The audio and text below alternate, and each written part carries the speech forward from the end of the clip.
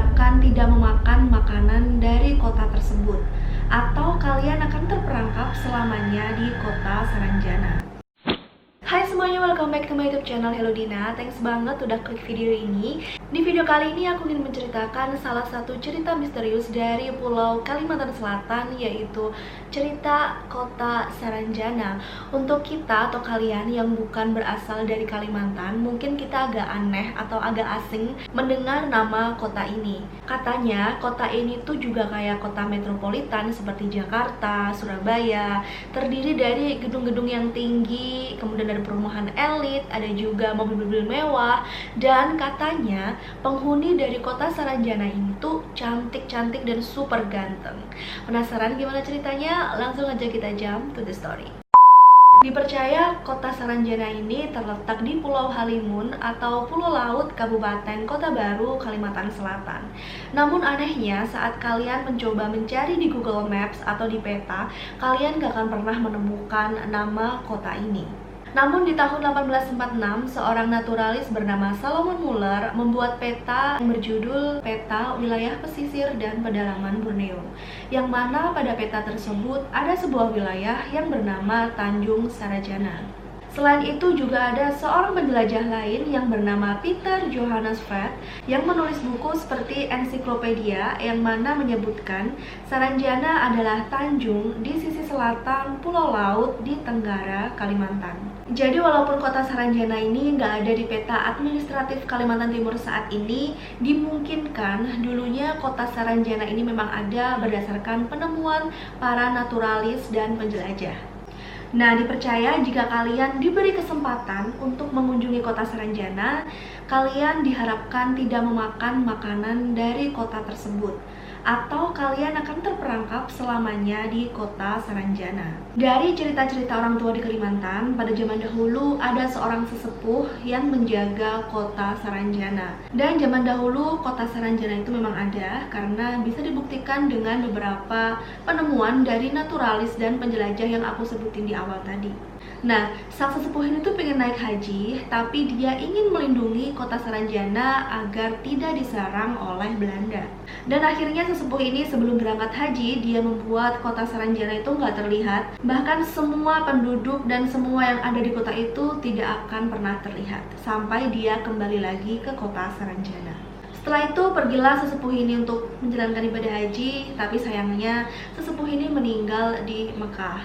Oleh karena itu dia tidak pernah kembali ke kota Saranjana, dan kota Saranjana ini tidak akan pernah terlihat selamanya. Ada beberapa cerita misteri tentang kota Saranjana ini, dan yang paling terkenal adalah cerita tentang pembelian alat-alat berat misterius. Pada tahun 1980, pemerintah daerah setempat dikejutkan dengan datangnya alat-alat berat yang berasal dari Jakarta, seperti traktor, bulldozer, truk, dan beberapa alat berat yang biasanya digunakan untuk pembangunan suatu gedung. Alat-alat berat ini sudah dibayar lunas oleh seseorang yang beralamatkan di kota Saranjana, dan alat-alat berat ini harus dikirimkan ke kota Saranjana juga. Tetapi apa mau dikata, padahal kota Saranjana ini tidak ada. Selain cerita itu, ada juga cerita tentang datangnya mobil-mobil mewah dari Surabaya yang akan dikirim ke seseorang yang berada di kota Saranjana. Selain itu ada juga cerita pengalaman dari Ari Lasso dan kru band Ada Band di tahun 2005 saat mereka ada tawaran manggung di Kota Baru. Saat itu tiket terjual 8.000 buah tiket, tetapi mereka begitu kaget saat mereka manggung, ternyata penonton yang datang itu adalah sekitar 14.000 orang. Dan yang aneh saat itu adalah semua penontonnya itu berkelompok-kelompok. Selain itu juga sikap mereka itu aneh, nggak selayaknya orang yang nonton konser. Jadi biasanya orang-orang yang nonton konser itu kan ada yang nyanyi, ada yang teriak-teriak, ada yang tepuk tangan. Tapi katanya saat itu penonton-penonton itu tuh kayak diem gitu, kayak biasa aja.